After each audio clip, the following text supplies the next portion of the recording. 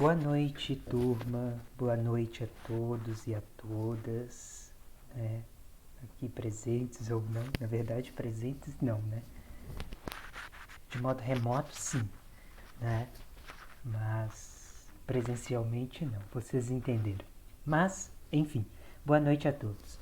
Né? Hoje nós vamos para a aula 7. Né? Já estamos encaminhando para o final do curso. E neste final estamos tratando mais especificamente dos livros, né, da leitura dos romances e tudo mais. Hoje nós vamos para a segunda parte, né, do romance, lembrando que foi uma divisão que eu fiz, né, considerando a leitura da trilogia, quer dizer, do romance do primeiro volume da trilogia A Noite da Espera. Né? Então, nós hoje vamos para a parte que corresponde da página 96 a 163 do livro. Lembrando que o PDF que vocês têm no Drive, ele é diferente em relação a essa numeração. Contudo, isso não importa muito. Eu estabeleci essa divisão apenas por critérios didáticos e para me auxiliar aqui na condução das aulas. Bom, então vamos ao que interessa, não é? A aula de hoje é intitulada A Noite da Espera, a Tribo de Brasília. Ausência dolorosa da mãe, perseguição autoritária do pai, um jovem sem lenço e sem documento. Temos como leituras sugeridas, como leituras que poderão, né, auxiliar na compreensão do texto literário, o famoso livro do Roland Barthes, Fragmentos de um Discurso Amoroso, o capítulo O Diário Íntimo e a Narrativa, do Maurice Blanchot, no livro O Livro por Vir, e o capítulo Recurso ao Diário, no livro Espaço Literário, também do Blanchot. Não é? Para esta aula eu tratarei apenas, né, isto se houver tempo, dos textos do Blanchot, uma vez que o texto, o livro, né, do Barthes, Fragmentos de um Discurso Amoroso, é um livro extenso e não dá para tratar dele em sua totalidade, uma vez que o conteúdo do livro faz jus ao título. São, de fato, fragmentos que o Barthes coloca no livro, né, ao longo do livro, e este livro está no drive de vocês, se vocês quiserem ir lá procurar, acho interessante, como que ele estivesse formando uma espécie de glossário, né? Então são colocadas palavras em ordem alfabética, desde A até Z, palavras essa cuja semântica, cujo sentido está relacionado ao universo amoroso, né? Então, assim, ele coloca essas palavras e vai criando uma espécie de narrativa em torno dessas palavras de modo fragmentário. Eu acho extremamente interessante, extremamente poético, né, o modo como ele faz isso. Né? Eu utilizo este livro do Barthes, tanto aqui na monografia quanto nos artigos que eu escrevi sobre a trilogia do Ratum, porque me parece bastante pertinente o modo como Barthes encara determinadas palavras relativas ao discurso amoroso, né? E nós percebemos que esta trilogia é uma trilogia, assim como a grande literatura também, é uma trilogia que se constrói em torno de um discurso amoroso, não é? Na verdade, não é mais do que isso, é aquele amor que nasce da falta, que nasce da ausência materna. Né? Poderíamos resumir toda essa trilogia que o Ratum elabora como uma trilogia que está dando conta deste trauma fundamental.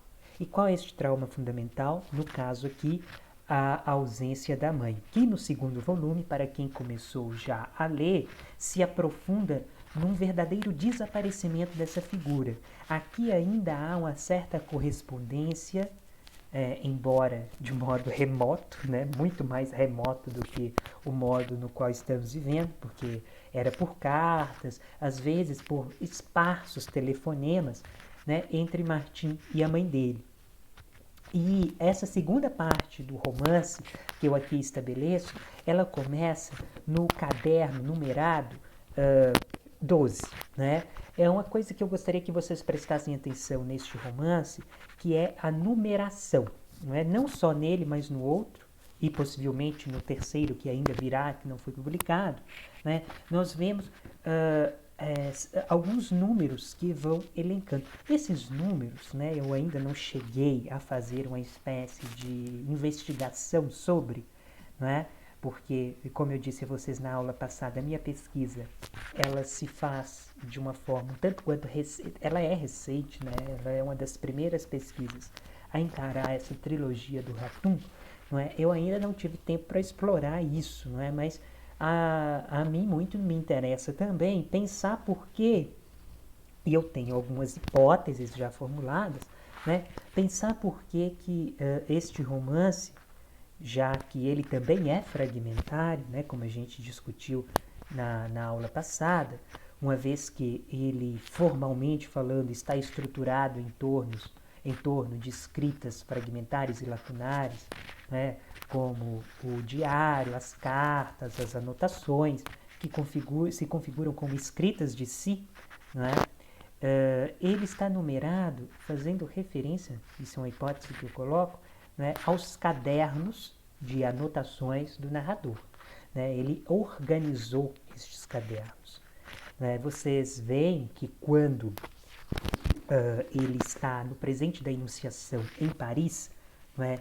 Quando ele volta para Paris, esses cadernos, eles são, a parte de Paris é numerada apenas com um número. Então, por exemplo, essa parte aqui começa com o 12, né? Vocês estão vendo aqui, aqui deve dar para ver, né? Começa com o 12 e ele está em Paris, outono 78. Aí, quando volta a Brasília, já vem uma outra numeração. Mas aí no tempo, essa numeração se estende, né? Então, Paris ganha, né, o momento em que ele está em Paris, ganha uma numeração específica, porque se trata do presente da Enunciação. Né? Agora, o tempo em Brasília é organizado conforme esse presente do narrador.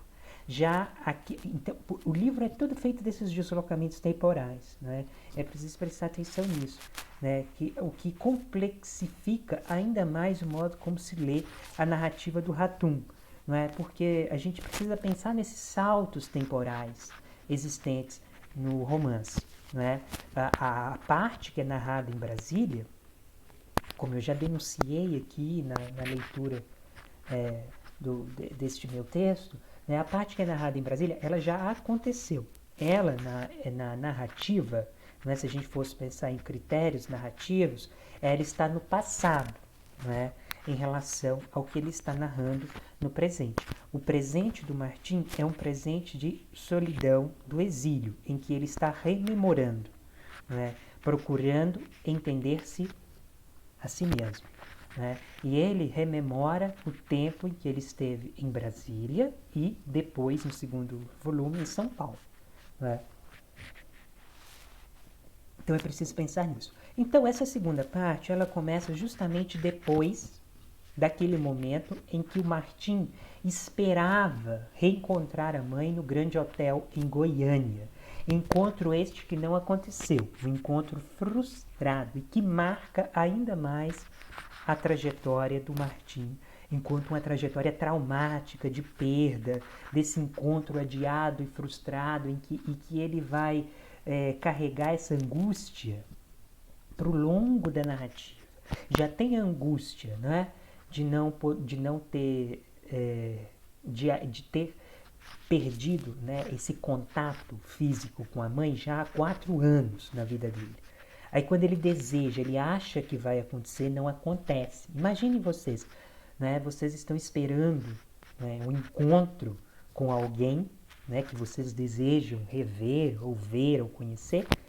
E aí, quando isso está lá, vocês já estão no local, isso não acontece. É uma extrema frustração que ele vai carregar ao longo da narrativa e que vai, digamos assim, que vai se adensar já nos traumas existentes que ele possui.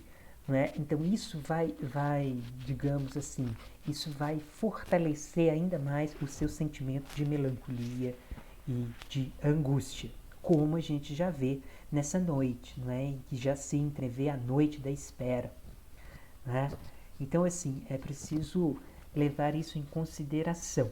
A partir daí, então, a narrativa em Brasília, né, ela já está nos anos finais, né? Começa já em 70 e vai até 72, quando ele sai de Brasília. Então, nós temos aqui, se a gente fosse parar para pensar em arcos temporais, o Martim chega em Brasília no final de 67. Então, de 67 até 70 são 3 anos, né? 2 anos aí, né? E tudo mais. Nós percebemos que tem um período em que ele não escreve, em que a escrita dele ficou refém da depressão. Né? Foi de 70 a 71, tanto é que ele volta a escrever só em 71. Tem uma parte aqui que diz isso, vamos ver qual que é a parte. É aqui na página... só um minuto, gente, que eu vou achar. Aqui na página 130, se eu não me engano.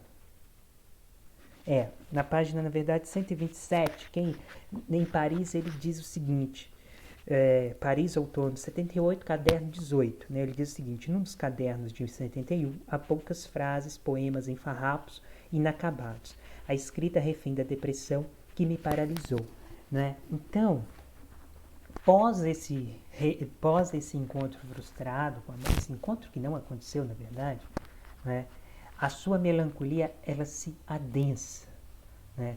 Torna-se cada vez mais problemática, a ponto de que, em 71, ele quase não escreve, voltando, portanto, né, a escrever já no final, né, 72, que é o último ano em que ele está em Brasília. Né? Se a gente for parar para pensar, e isso é uma questão interessante de análise temporal, né? O ano de 72 como um todo, apesar de ser um ano só, ocupa mais páginas no romance, né? Porque ele vai partir da página 131 até o final, né? As outras páginas, da página inicial até a página 131, praticamente metade do livro, se a gente for parar para pensar, ficou com todos os outros anos, de 67 até 72. Então, o que isso indica? Indica certa coisa. A partir de um determinado momento, parece que mais acontecimentos narrativos vão acontecer. E de 67 a 72 não quer dizer que, né, os acontecimentos ali não foram importantes. Foram importantes. Porém, parece que o narrador quis lembrar mais, já que ele está em Paris, o presente da Anunciação em Paris. Isso é interessante pensar na construção narrativa. Ele quis lembrar mais do ano de 72 do que dos outros anos. Os outros anos ocuparam um determinado número de páginas e 72 ocupa metade do livro, praticamente metade do livro, um ano só. Enquanto os outros, que foram praticamente 67, 68, 69, 70, praticamente 4 anos aí, né? 4 anos estiveram sendo ocupados na narrativa pelo mesmo número de páginas que um ano só posteriormente, né? É interessante pensar nisso como estratégia narrativa. E por que disso? Por que disso, né? Talvez porque nós sabemos que a memória é seletiva. A memória vai recordar aquilo que, de certa forma, lhe convém ou que, de certa forma, foi mais impactante, não é? na vida do narrador. Então, o ano de 72 parece mais impactante. E por que o ano de 72 parece mais impactante? Vamos pensar. Até 71, até 70, né? Foram esses 4 anos em que ele esteve em Brasília. 67, 68, 69, 70. 4 anos que ele não revê a sua mãe. Né? E em 70 parece então que ele vai reencontrar. Então ele se enche de efusão, de alegria, como a gente viu, quando desse possível reencontro, mas não reencontra. Afunda em melancolia, em 71 ele quase não escreve, volta a escrever então só em 72. Mas 72 é um ano primordial na vida do Martim, porque é o último ano em que ele está em Brasília. Então muita coisa acontece, vários deslocamentos acontecem. Nós temos que pensar na trajetória do Martim como um sujeito em eterno trânsito, em eterno deslocamento. Ele já é deslocado porque é exilado, né? Mas o primeiro deslocamento acontece quando ele vai com o pai para Brasília, né? Então há aí um deslocamento espacial que também se configura na narrativa, mas aqui em questão temática há esse deslocamento. Não é? Depois, né, a relação dele com o pai só se degrada a cada ano que vai passando, né, porque o pai é extremamente autoritário, é repressor, admira o regime militar, não é preconceituoso, não admite morar na Asa Norte, né, que é uma parte de Brasília, digamos assim, mais popular, né, onde os estudantes estavam e ainda estão, né, onde os estudantes da UNB, que a UNB fica na Asa Norte, né, então ali há uma presença maior dos estudantes, dos acadêmicos, né, coisa que para uma certa pessoa conservadora não é muito interessante. Né? E ele trata com desdém determinados sujeitos dessa sociedade, como a gente vê nas páginas do romance. Algo que é muito contemporâneo, inclusive contemporâneo no sentido de ser atual mesmo, né? No sentido de que tem muita gente assim, né? Tipos sociais desse nível na atualidade. É interessante pensar nas correspondências, mas isso não estava nos projetos do Ratum. Né, nas correspondências entre o tempo presente e aquele momento. Como há semelhanças, né?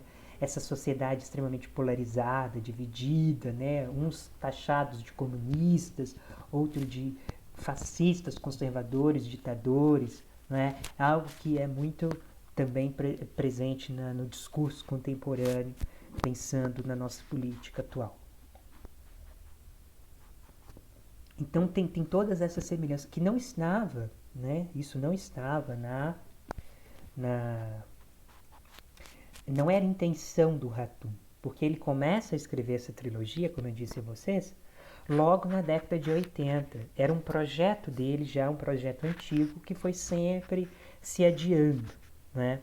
Por isso, é interessante pensar nas semelhanças existentes entre essa trilogia, os romances dessa trilogia e as crônicas que nós lemos. Há certos personagens, há certas situações narrativas, e eu insisto nisso, que estão nas crônicas, que são desenvolvidas ou aparecem nos romances. Né? Como a gente vê na página 120 do livro, né? Porque no de vocês aí eu não sei como que tá. Na página 120 do livro, há uma referência direta àquela crônica Lembrança do Primeiro Medo, em que o Martim admira a coragem dos seus amigos que estão encenando, que estão ensaiando a peça Prometeu Acorrentado do Ésquilo. Não é? No ensaio dos dois candangos, isso aqui estou citando o livro, né? Encontre no meu quarto, conseguira memorizar o texto, mas no palco esquecera quase tudo. Fingia falar ou repetia palavras das 4 ninfas do coro, atrizes formadas por Diná e Lázaro. Invejava a coragem deles. Vocês estão vendo? O Martim é um sujeito que tem dificuldades de memorização, porque a memória dele é uma memória ferida. Ele está traumatizado. Para quem aí estuda, ou já estudou psicanálise, né, vai poder discutir isso com mais propriedade do que eu, obviamente, porque eu me interesso, sim, inclusive utilizo no meu texto, contudo não tenho a profundidade de alguém que já estudou isso com mais categoria. Contudo, esse sujeito é um sujeito traumatizado, né? E aí isso vai, de certa forma, impactar na sua memória e na sua capacidade ou não de memorização também em relação ao teatro, né? Então, assim, eu anotei algumas coisas aqui antes de passar e falar sobre os textos que servem de apoio, né? Que eu anotei em relação a leitura dessas páginas. Né? Nós vemos, e isso aí eu já falei com vocês, nós vemos o quê? Nós vemos, por se tratar de um romance geracional, de um romance de formação, né, a presença de elementos sociais e históricos representativos de uma juventude naquele momento da ditadura, né, juventude esta universitária, né, no momento da ditadura, e como que esse ambiente hostil da ditadura, esse ambiente de terror, de violência, de repressão, de destruição, impacta na vida cotidiana e na vida comum de cada um desses jovens. Nós vemos também a aparição e a formação de um ambiente cultural muito rico, um ambiente cultural que vivia sob a tutela de uma censura, não é? Por isso que as artes, de certa forma, neste momento, se desenvolveram de uma forma um tanto quanto hermética e fechada, porque precisavam driblar essa censura. E vocês percebem isso no romance, né? Como que a censura atuava, não é? E às vezes os censores não entendiam nada daquilo que estavam censurando, né? Eles não tinham uma formação letrada e erudita tão suficiente para fazer esse tipo de análise, né? Porque as artes eram desprezadas, né? As artes, a sensibilidade literária, poética, artística, né? Era desprezada por seres assim que veem nas artes uma forma de deturpação da moral, seja lá o que for, né? E a gente percebe isso inclusive na figura do Rodolfo, pai de Martim, que despreza o cunhado dele, o Dácio, porque é um fotógrafo, né? É uma questão interessante de se pensar que ainda isso é refletido na nossa atualidade, né? Então, há esse ambiente cultural que precisa ser analisado, né? Uma indicação de várias referências literárias, né? A gente percebe que no meio desse ambiente cultural a literatura se desponta, né? O Martins está sempre lendo, né? Ele quando conhece o embaixador Fazão, que é o pai do Fábio, um dos amigos do Martim, nós vemos e percebemos a erudição desse embaixador, né? Ele que ali está lendo poetas franceses, ingleses, né? Estudava literatura literatura portuguesa africana, literatura de língua portuguesa africana, né? Então ele tinha uma erudição e um conhecimento muito interessante, né? E então há aqui uma espécie de romance-biblioteca, se a gente for parar para pensar, porque várias referências literárias estão aqui circulando, a exemplo da maior delas, que é a Educação Sentimental do Flaubert, que vai aparecer justamente no momento do encontro que não aconteceu, né? Do encontro que não aconteceu com a mãe, né? E a ficção ali, ela serve de anteparo. Olha só, a ficção dentro da ficção. Nós chamamos isso de metaficção. Né? A ficção serve ali como um anteparo à realidade do narrador. Ficção e realidade do narrador se conjugam para formar uma atmosfera expressiva de angústia e de ânsia por um encontro que não acontece.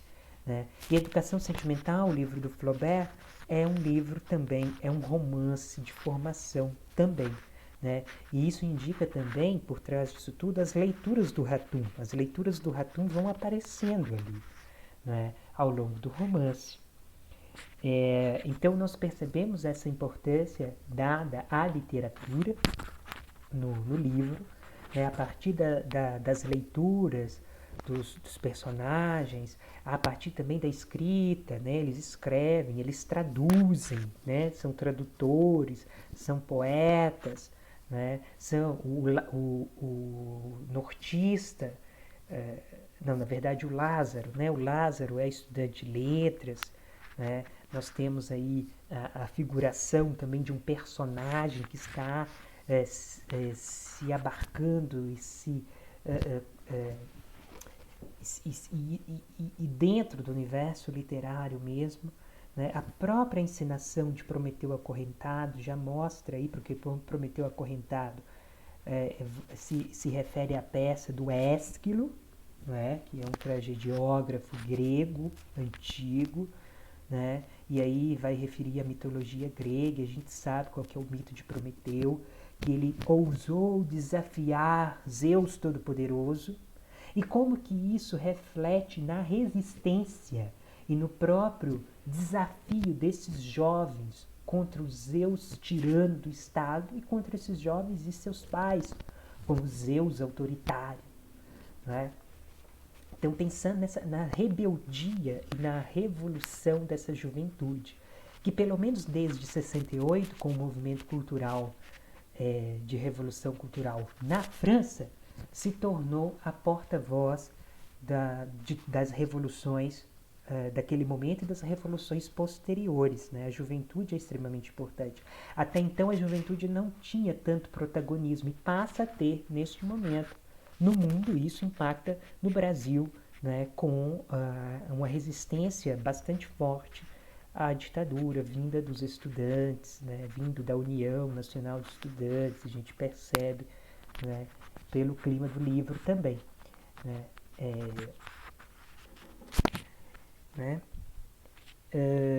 Já falei dessa questão do trauma de não reencontrar a mãe e o que isso vai impactar na escrita do Martim. Ele não consegue mais escrever. Em 71, ele pouco escreve.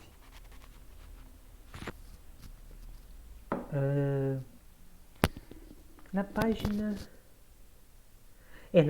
131, há uma indicação de que possivelmente a Lina, que é a mãe do Martim, seria uma espécie de fugitiva. É uma hipótese que eu levanto, inclusive, que é reforçada, inclusive, no segundo romance. Será que Lina é uma desaparecida política, como os vários desaparecidos políticos do período ditatorial? É verossímil. Se sim, a gente não sabe, não tem certeza. Talvez isso se esclareça no terceiro volume, mas há possibilidade. Por quê? Esses encontros que eles pretendem fazer são sempre adiados. Ela não pode ir para Brasília. Por que ela não pode ir para Brasília? Por que ela não pode encontrar Rodolfo? O que há por trás disso? Há um segredo, não é? Que Martim e Ratum não vai revelar, obviamente, porque senão desfaz a narrativa desde o início. Mas é um segredo aí, uma questão tanto quanto escondida mesmo, que não pode ser revelada, né? Nesse sentido. A descrição de um sonho, né, muito interessante. Eu já falei isso a vocês na aula passada, sobre como os sonhos são importantes para a análise dos traumas daquelas pessoas que são traumatizadas. Na página 147, em que o Martim está sonhando com, que na verdade é um pesadelo, né, se configura como um pesadelo, com a invasão da escola onde ele estudou pelos militares, e havia ali a presença das mães dos seus amigos, e Lina também estava lá nesse sonho, né? Mas então aí há essa invasão, e quando o Martim, prestem bastante atenção nessa imagem, o Martim vai chegar perto da mãe, o que acontece? Quando corri na direção das duas mulheres, uma voz de comando ordenou a invasão. A poeira vermelha ficou ocre e depois cinza. O embaixador Fazão sussurrava no meu ouvido: saia de Brasília, jovem. Procurei Lina, gritei o nome dela e me perdi numa nebulosa cinzenta que cobria a escola e as pessoas, civis e militares. Não conseguia andar. A poeira grudava na minha pele e os pés afundavam numa areia pardacenta. Né? Olha, a repressão impede o encontro. Isso já é bastante indicativo. A repressão impede o encontro entre mãe e filho. Essa atmosfera de destruição, de medo, de violência, de morte, que pairava sobre Brasília e sobre o Brasil, né, impedia a efetivação desse encontro tão esperado. E que me faz ainda, né, reforçar a associação que eu faço entre Lina, a mãe do Martim, e a democracia perdida, e Rodolfo e a ditadura. Eu faço essa associação em alguma parte do meu texto, né, em que é como se Lina fosse a alegoria dessa democracia perdida, né, por quem o narrador está esperando o reencontro e toda a nação impedida da liberdade está esperando esse encontro, que não acontece neste momento. Como diz o embaixador Faisão, a liberdade é uma quimera. E o que é quimera? Um sonho que está distante. Está lá. Pode ser que aconteça. Mas, no momento, era apenas um sonho. E Brasília, o Faisão percebe isso, né? Como que aquelas pessoas deslocadas, que são consideradas loucos, isso está presente na literatura, eles têm uma visão um tanto quanto além, não é?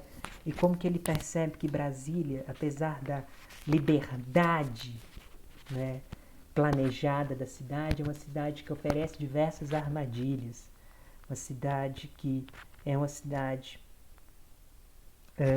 que naquele momento estava totalmente sitiada. E ele aconselha a Martim o quê? Fugir. Saia de Brasília. Encontre os pontos de fuga desta capital. Título, inclusive, do segundo romance. Né? Então, é isso sobre essa parte. Eu gostaria de também ler uma parte do meu texto para solidificar um pouco essa discussão. Mas aqui antes disso, eu gostaria de falar, né, primeiro sobre o trabalho final. Prestem bastante atenção a isso, porque já incluo aqui. O que eu vou cobrar de vocês no trabalho final? E quem tiver dúvida, depois me chame. Né? Já está claro lá naquele material que eu mandei para vocês. Mas eu gostaria que vocês, quem optar pela proposta 1, eu acho que a grande maioria, se não for todo mundo, vai optar pela proposta 1, de fazer isso que eu estou fazendo aqui. Na verdade, não isso que eu estou fazendo aqui, mas de fazer o que eu acho que deve ser interessante, que é vocês tentarem estabelecer relações entre as crônicas e o conto com os romances, procurando nas crônicas e no conto situações narrativas que estão sendo desenvolvidas nos romances. E a gente já viu pelo menos duas. Né? Esta da Lembrança do Primeiro Medo, Tarde Delirante no Pacaembu, né? Aparece. E outras mais vão aparecer de certa forma. Né? As crônicas do Ratum sobre Brasília, né? As crônicas do exílio. Né? Essas crônicas elas se associam diretamente com o romance. Né? E seria interessante de vocês explorarem no trabalho final, como forma de ensaio acadêmico. Né? Então pensem nisso e façam isso. Né? Se vocês não fizerem isso, vai ficar um pouco falho. Né? Sobre as resenhas. Né? Devo corrigir neste final de semana. Né? Nesta semana não tive tempo, então vou deixar no final de semana. E vou privilegiar desta vez, né, a parte crítica. Né? Não vou entrar muito em detalhes formais, nessas questões não. Né? Vou avaliar o modo como vocês leram, de fato, as crônicas, se fizeram associação com os conceitos discutidos em aula. E é isso, né? Tanto é que nestas aulas sobre os romances eu nem estou apresentando tantos conceitos assim, porque a parte conceitual, como eu disse a vocês, já foi apresentada na primeira parte do curso. Essa parte é uma parte mais da leitura mesmo do romance, e eu vou ver o modo como vocês estão lendo no trabalho que vocês escreveram. Eu trago aqui, antes de ler a minha parte, os textos do Blanchot. Interessante pensar que o Blanchot, nesses textos, ele está falando sobre o diário, mas do ponto de vista do diário do escritor, e não da ficcionalização do diário, como acontece aqui no romance. Porque o diário do Martim não é um diário real, é um diário fictício, é uma ficcionalização. Na verdade, esse gênero aí, se a gente for parar para pensar, no fundo é um romance. É um romance que toma forma de diário, mas não é um diário propriamente dito. Não é um diário real. Tem forma de diário. Né? No segundo romance, inclusive, não é um diário só. São vários diários. Tem cartas, tem anotações, continua a forma fragmentária, mas existem outras anotações, outros diários de outros personagens, existem outros pontos de vista que vão garantir o quê? Uma amplificação, primeiro das vozes, mas mais deslocamentos e mais pontos de vista sobre este narrador, sobre Martim. Né? Mas assim, o que o Blanchot destaca principalmente, que o diário, né, e aí ele lendo o diário do escritor, ou seja, o escritor escreve seus romances, seus contos, crônicas, poesia, mas ele mantém também um diário. Né? O diário é marcado principalmente, como a própria palavra indica, pela anotação dos dias comuns, do cotidiano. Então, o diário, de certa forma, obedece às leis do calendário. E, portanto, por ser um gênero sem regras fixas, o diário, por ser um anteparo entre o eu que escreve e a sua realidade, né, ele se faz a partir também da sinceridade desse tipo. Né? Porque, neste caso, o diário serve também como um confessor, e nós vimos isso no texto do Foucault sobre as escritas de si. O diário serve como uma espécie, o papel nesse sentido funciona como uma espécie de autorreflexão, autoconhecimento. E também como forma de resguardar a memória e evitar um esquecimento. Porque você registra aquilo que você viveu durante o dia, sei lá, não há uma regra fixa. Você pode escrever hoje, mas amanhã não. Você pode escrever espaçadamente, por isso que o diário é totalmente fragmentado. Mas ele se afiança nessa intenção, né, de narrar o dia comum, de narrar a experiência vivida, tentando, né, formar a partir daí uma espécie de arquivo, como nós já discutimos. Só que essa operação ela é feita a partir da escrita, justamente como Blanchot diz, da escrita que altera os dias.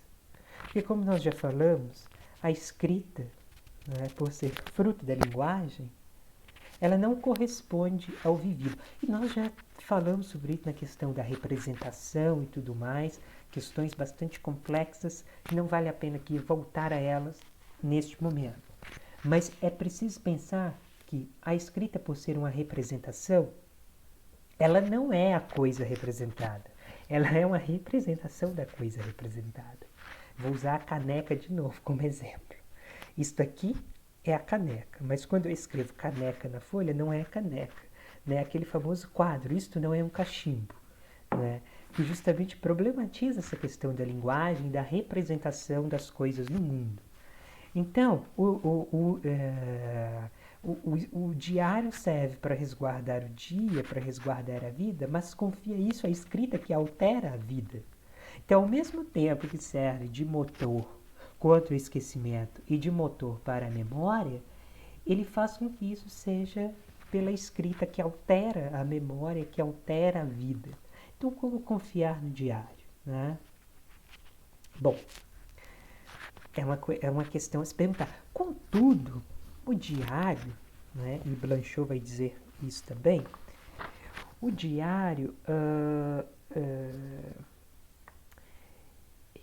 ele vai servir justamente para essa questão que para o Martim é extremamente importante.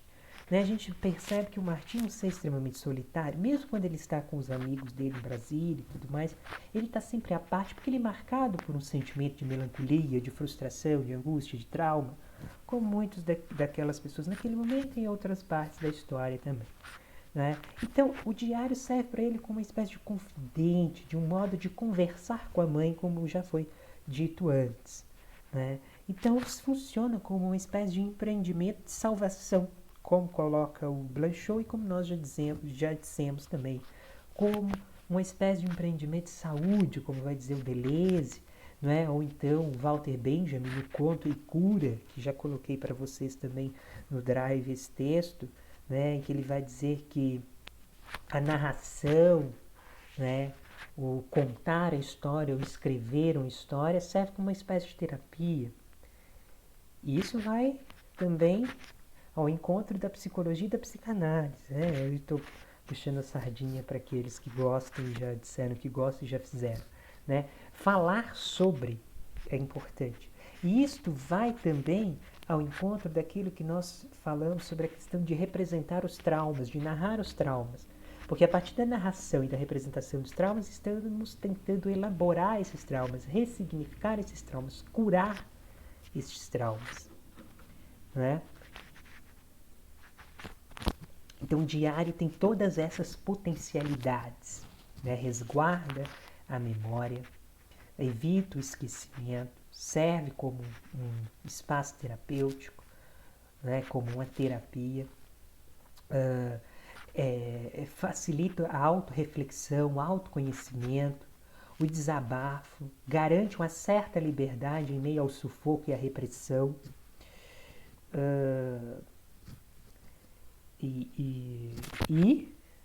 Né, várias outras coisas que o Legene, num livro dele famoso, que é o Pacto Biográfico, vai dizer também, que a gente vai ler depois. O diário faz com que o sujeito que não... Porque quando ele está escrevendo, né, quando o sujeito escreve, ele está agindo de alguma forma. Né? Mesmo que ele seja um sujeito inativo na vida comum, no caso do Martim, a gente percebe que é um sujeito muito paralisado, assim.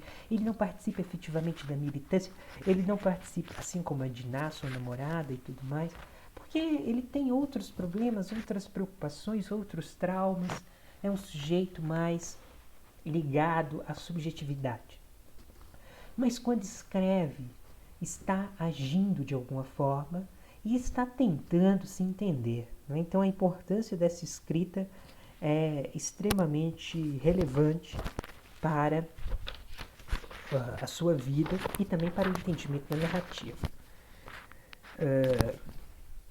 Outra questão que é apontada pelo Blanchot, agora já no texto Recurso ao Diário, né, ele vai insistir novamente nessa questão da memória, né, que o diário serve para recordar-se de si mesmo, daquele que é quando não se escreve. E o diário também é muito escrito também tendo em vista o medo da solidão, né? Porque o diário serve como companheiro. E o medo do esquecimento, como nós já vimos.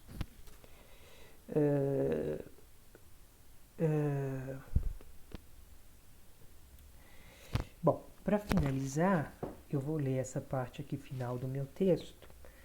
Não, essa parte que fala da vida do Martim, que de certa forma tem a ver com tudo isso aqui que a gente está discutindo, só para fechar a discussão. Né? Deixa eu só voltar lá. Né? É a segunda sessão. Segunda sessão, vamos dizer assim. Né? A vida revisitada, a escrita do diário de Martim. Abrigar-se na escrita configura para o narrador a tentativa de ressignificar seus traumas, como nós já dissemos. Entender-se em meio ao drama da separação dos pais e a atmosfera autoritária da ditadura civil-militar. Martim viaja em busca de si, descobre e reabre seu arquivo com esta intenção. Semelhantemente, escreve para registrar os fatos vividos com o intuito de guardá-los e destiná-los ao futuro. Já dissemos isso aqui agora. O diário, nesse sentido, acompanha-o em sua solidão. É seu guia de viagem, uma verdadeira viagem de exploração. E seu companheiro no exílio, espaço-tempo extremamente solitário.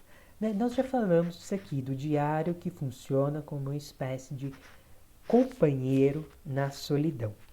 O filósofo francês Michel Foucault, sobre o caráter relacional da escrita de si com a solidão, bem salienta. A escrita de si mesmo aparece aqui claramente na sua relação de complementaridade com a anacorese. Atenua os perigos da solidão. Dá ao que se viu ou pensou a um olhar possível. O fato de se abrigar a escrever desempenha o papel de um companheiro. Ao suscitar o respeito humano e a vergonha. Podemos, pois, propor uma primeira analogia. Aquilo que os outros são para o asceta numa comunidade, sê-lo-á o caderno de notas para o solitário. não é? Então, assim, o diário é extremamente importante para o ser em solidão, né? Isso já foi apontado por mim aqui. A vida de Martim será revisitada pelo diário, o que implica, além do aprofundamento na subjetividade, a menção a fatos exteriores relativos à sua trajetória. Duarte Matias assevera: diversa o diário íntimo, onde a introversão constitui o elemento preponderante. Isto não significa, obviamente, que não haja nele menção de fatos ou eventos exteriores, mas sim que estes apenas existem em função da subjetividade do autor. O que isso quer dizer? Que, apesar de o diário se configurar como diário íntimo, não quer dizer que fatos exteriores não existem. E a gente vê que esses fatos existem, mas são fatos que são filtrados pela subjetividade do autor do diário, do narrador deste diário, pela sua intimidade. Logo, apresentar-se-ão agora episódios relativos à vida do narrador e à vida histórica, relacionados intrinsecamente à sua subjetividade, motor principal da escrita diarística. Ressalte-se que o protagonista do romance é solitário, está à deriva. Abandonado por sua mãe, ressente-se de ser forçado a ir com o pai autoritário para Brasília, palco central do regime repressivo 64. A relação entre os dois não é nada saudável. Vemos aqui pelo trecho. Diz que ia comer em casa, com meu pai. Uma mentira, mais que uma desculpa. Vivemos sob o mesmo teto, mas longe um do outro. Aceitamos isso, talvez por sabermos que já estamos separados, como dois prisioneiros em celas vizinhas. Em diversos trechos da obra, a postura paterna transfigura a postura da repressão militar, como já disse isso a vocês. Mas a voz de Rodolfo surgia como uma advertência de um grande perigo. Se você for preso, mais uma vez, só Deus vai te libertar. Percebi uma sombra no chão, como se alguém me vigiasse. Virei o corpo para trás, esperando ver meu pai enquadrado no vão escuro da porta, feito um fantasma. A voz tão longe foi abafada por sons estridentes. Larguei o telefone e senti a presença de meu pai. Sério, braços cruzados, me encarava com um olhar que não o decifrei. Um ônibus amarelo... Pera aqui, gente. Um ônibus amarelo... Ai. Sumiu. Um ônibus amarelo e verde passou pelo eixo monumental. A água do lago escurecia na tarde de junho. Eu pensava na coragem dos meus amigos, no rosto de Rodolfo na janela, o rosto voltado para mim, o olhar ofuscado pela distância. O sol, agora fraco, ilumina duas faces da pirâmide. Viaturas do exército protegem a esplanada e o palácio do Planalto. Imaginava a voz de Diná no meio da multidão, mas outra voz me chamava, a voz que me acovarda. Batidas fortes na porta do quarto. Rodolfo me esperava ao lado da janela descortinada. Fiz uma pausa, sondando alguma coisa em mim, mas não me encarou. Me examinava sem um olhar, só com um faro, feito um cão de caça ou um animal violento. Um animal que cerca sua presa. Estávamos lado a lado, mas a distância entre nós crescia, como dois inimigos perto do vão da janela. A neblina vedava o amanhecer. A vida se esvaziava com o silêncio de Lina. Eu me inquietava com o ódio de Rodolfo a Jorge Alegre e ao UNB, e com o desprezo a Diná e aos meus amigos, a quem meu pai nem sequer conhecia. O ódio ou desprezo a pessoas que faziam parte da minha vida, me levava a pensar que ele desejava injuriar o próprio filho. Não sei nomear o sentimento de Rodolfo em relação a mim. O que podia ser? Meu pai me cercava e me intimidava com um silêncio bruto, que me emparedava. De fato, como demonstrado pelos trechos, a figura autoritária de Rodolfo denota uma pessoa ditadora, opressiva, amedrontadora e ameaçadora. Sua presença parece sufocar e censurar o protagonista, além de evidenciar enorme violência. Em meio a imagens sombrias, adensa-se o caráter repressivo do pai de Martim e, alegoricamente, da própria ditadura civil-militar. Conseguintemente, o narrador, fatalmente só, reprimido pelo pai e em meio à ditadura, busca refúgio na escrita.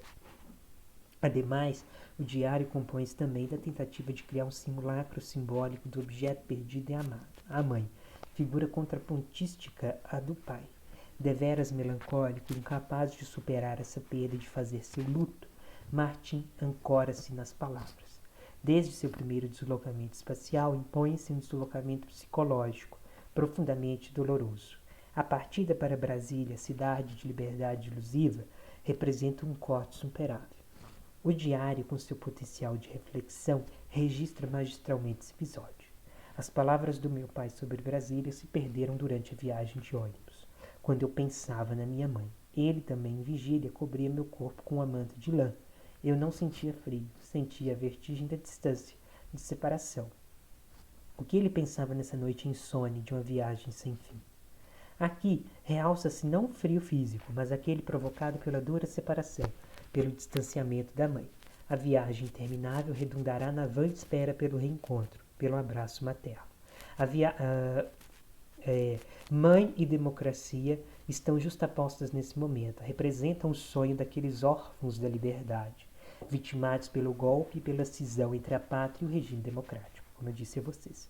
Cabe ressaltar ainda que a escrita de um gênero tão lacunar, tão fragmentário e tão desprovido de regras fixas como é o diário, corrobora a ideia de que são apresentadas vidas interditadas e interrompidas, em fragmentos, em ruínas.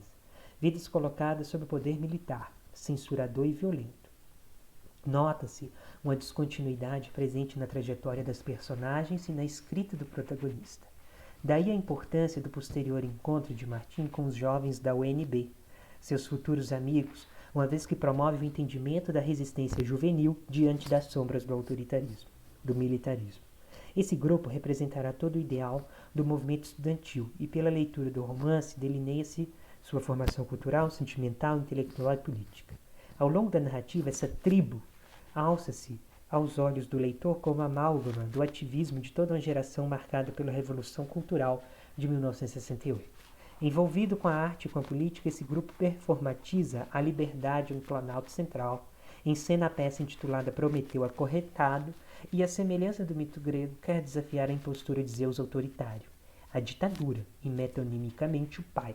Pela iniciação de Martim de Damiano Acante, os jovens atores apresentam-se e descortinam-se aos olhos do narrador. Aqui se refere ao encontro dele com os seus amigos. Um homem muito magro, de olhar calmo e indagador, estendeu a mão e se apresentou com a reverência meio burlesca. Damiano Acante, você pode ficar aqui e assistir à aula. Meu grupo de artes cênicas vai se exibir pela primeira vez para um espetáculo solitário. Apontou para cada um dos 5 alunos. Esse varapau é o nortista, um comediante do Amazonas apaixonado por Vana, nossa grande atriz em formação. Ângela e Fábios também estão aprendendo. Só Diná conhece os segredos do teatro. Nesse instante, as personagens que acompanharão Martim em sua odisseia por Brasília aparecem e serão fundamentais em sua trajetória. O poder da amizade é crucial face ao terror político e familiar vivido pelo narrador. Assim como é a escrita, uma vez que o papel é um amigo, tomando-o como confidente, livramo-nos de emoções sem constranger os outros. Os amigos formarão para ele, para Martim, a verdadeira sustentação em um ambiente hostil, amedrontador, violento e autoritário. Unidos terão mais força. Unidos saberão enfrentar as agruras do real. Interessante notar que a importância da amizade é realçada desde a antiguidade clássica. O pensador e filósofo romano Cícero, por exemplo, escreve um tratado a respeito de amicícia, em que é louvado o poder dessa relação humana, de amicícia, que é da amizade, em latim. Ao longo do escrito, ressalta-se o poder da amizade como antídoto da solidão e das provações diárias enfrentadas pelo ser humano. De acordo com Cícero, a amizade, pelo potencial de alteridade, possui um poder restaurador e garante maior confiança no futuro, já que ampara e sustenta o indivíduo. Segundo Cícero, pois a amizade faz as coisas prósperas mais esplêndidas e as adversas, partilhando e comunicando, torna-as mais suportáveis. Garante confiança no porvir e de não deixar que os nossos ânimos se desencorajem ou se abatam. Graças à amizade, os ausentes são presentes, os pobres são acumulados, os fracos são fortes e o que é difícil de se dizer, os mortos vivem. Ora, Martim é um ser solitário, melancólico, discutante de quem ama, cindido por diversas dores e perdas. Logo, os amigos poderão garantir-lhe, ainda que vicariamente, uma possível segurança e um grande apoio em meio à atmosfera turbulenta e instável. Ao mesmo tempo, pela encenação absoluta de suas vidas, formam-se ao longo do romance e se formam juntos, daí o romance de formação. Acompanham-se através das páginas desse diário ficcional o crescimento, o desenvolvimento e a maturação de Martim e das demais personagens, prefigurando um poderoso romance de formação. Etapas da vida são delineadas, prova do movimento e das mudanças pelas quais passam as personagens em sua educação, em sua aprendizagem. Nas palavras de Bakhtin, nesse tipo de romance se fornece a unidade dinâmica da imagem da personagem, o próprio herói e seu caráter se tornam uma grandeza variável. Além de vidas em descontinuidade, notam-se paradoxalmente vidas em constituição. Lejeune também visualiza o diário como formador da identidade, um espelho para a pessoa que escreve, um constituidor de si. O papel é um espelho. Uma vez projetados no papel, podemos nos olhar com distanciamento. E a imagem que fazemos de nós tem a vantagem de se desenvolver ao longo do tempo, repetindo-se ou transformando-se, fazendo surgir as contradições e os erros, todos os vieses que possam abalar nossas certezas. É certo que só é possível viver com alguma autoestima, e o diário será, como a autobiografia, o espaço de construção dessa imagem positiva. Nesse sentido, o pensador identifica o caráter formativo da escrita diarística e, assim como Bakhtin, sugere a dinamicidade, a transitoriedade e o movimento da vida em sua constante transformação. Vive-se em verdadeira travessia, conforme bem já enunciou Guimarães Rosa em Grande Sertão Veredas. Pelas travessias das veredas da vida, pelos trânsitos constantes é que se forma o sujeito. Martim também cumpre essa jornada, inclusive ele é o remador, como nós já dissemos, aquele que atravessa as águas do lago Paranoá em Brasília. Remei por mais de meia hora, só 2 cartas da minha mãe e um telefonema. Deitei no bote, a cabeça apoiada na borda, voz da minha mãe na flor do paraíso. Nós 2 abraçados no fim do dia, ainda implorei que ela não fosse embora. Depois no adeus da rua Vitória, à noite do ano novo no meu quarto, um solavanco, o bote oscilou, 2 soldados apontavam uma metralhadora para o meu peito. Interessante reparar o movimento dessa travessia, o delírio com a presença da imagem da mãe, seguido da repressão dos soldados. A Martim é sempre vetado esse contato, até mesmo quando delira ou quando sonha. Assim, pelos caminhos e descaminhos, em vários trechos do livro analisado, Martim posiciona-se em relação à sua aprendizagem, à sua educação, confirmando o exposto. Deixei a tradução do poema de Wallace Stevens na soleira da porta do Fábios. Às 5 da manhã, levei a maleta para a sala e fiquei lá, diante de livros, discos e lembranças, como se tivesse vivido os últimos dias da juventude na casa do diplomata. Fim da juventude. Consciência da aprendizagem, da solidão. Pelas ruínas e pelos fragmentos descontínuos e sob a atmosfera de terror, essa geração se forma e busca ter o direito à voz. A juventude, como já foi explicitado, impõe-se nesse momento, revelando mudanças de postura e de paradigmas. São os vagalumes já referidos.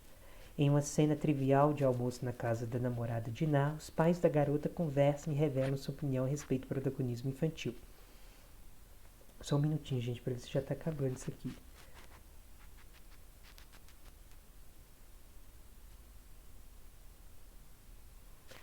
Só falta uma página. Vamos ver. Do protagonismo juvenil. Eu conheci a voz do casal por telefone. Ao vivo, a do economista é mais fanhosa que antipática.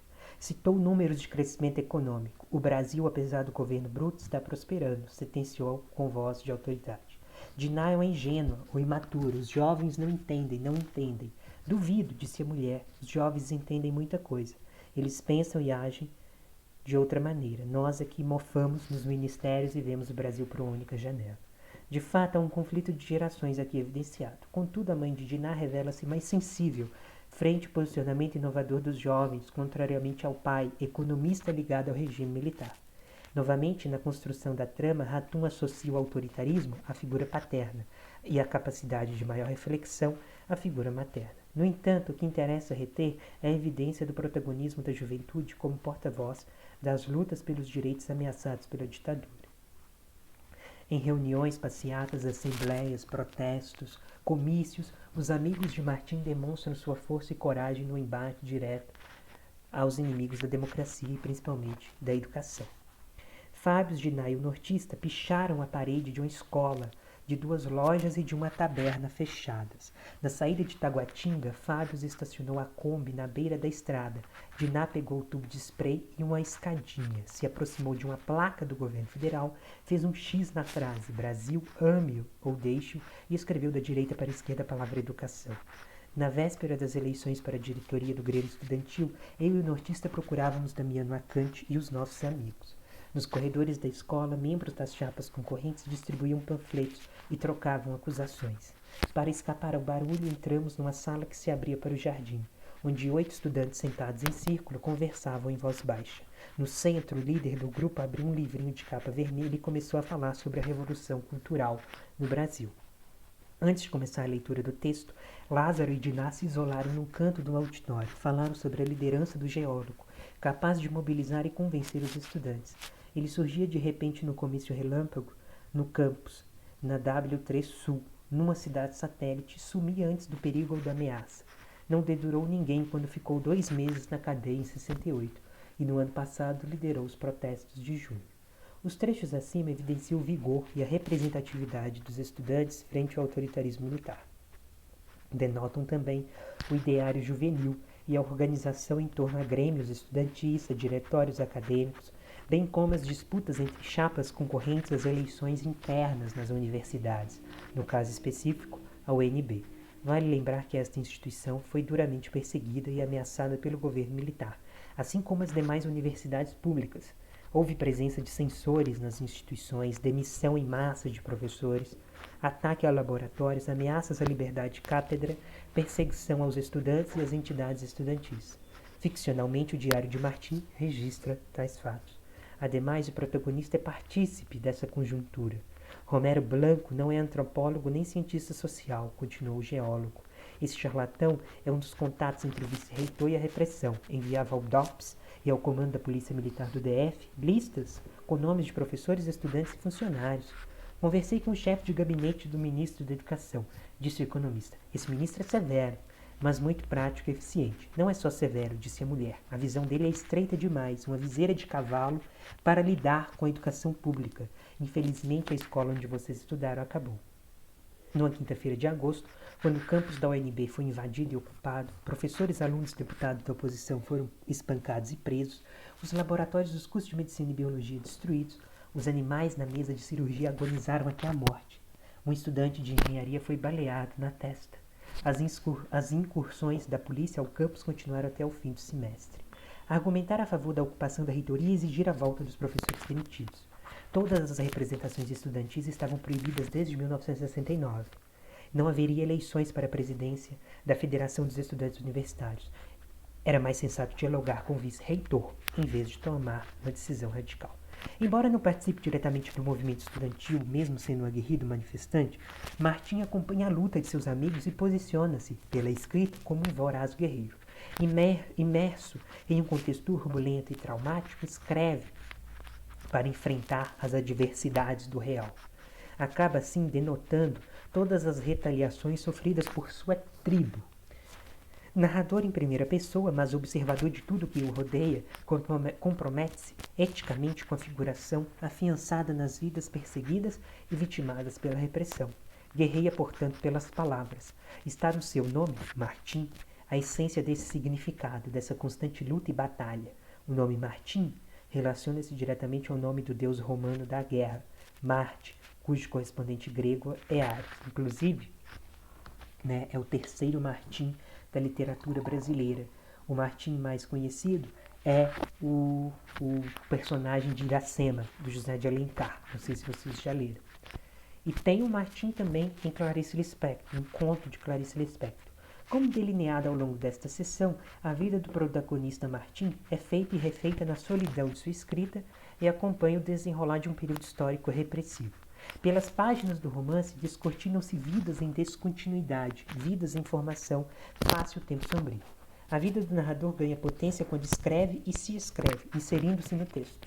As supostas impotência e inatividade da vida real adquirem contornos de atividade a partir do momento em que se tornam linguagem, configurando mais uma das funções do diário. Nesse sentido, manter a escrita de si em meio à tempestade da vida, íntima histórica, sugere a busca pelo apoio e pela segurança. mas também sugere resistência. No compasso da espera, em uma longa noite, lançam-se as teias do enredo da vida de Martim, vida enredada junto à amizade, aos conflitos familiares, às descobertas, às ruínas do país, à solidão, à melancolia e ao exílio. Pela abertura do arquivo, pela escrita e pela reescrita, é revisitada, é revivida, fazendo do presente uma reatualização do passado, uma possibilidade de elaboração dos traumas e de cura de si mesmo. Então é isso, senhores. Acho que eu até me empolguei aqui, novamente, não é? Mas na próxima aula continuamos a leitura da Noite da Espera e já na semana que vem, né, terminamos os livros da trilogia que já foram publicados. Lembro a vocês que na formulação do trabalho final é importante que vocês evidenciem, como aqui eu coloco no texto, com trechos dos romances, das crônicas, para fundamentar a argumentação de vocês. No mais é isso, espero que tenham uma excelente noite, uma excelente semana e a gente volta então na quinta-feira. Um abraço para vocês.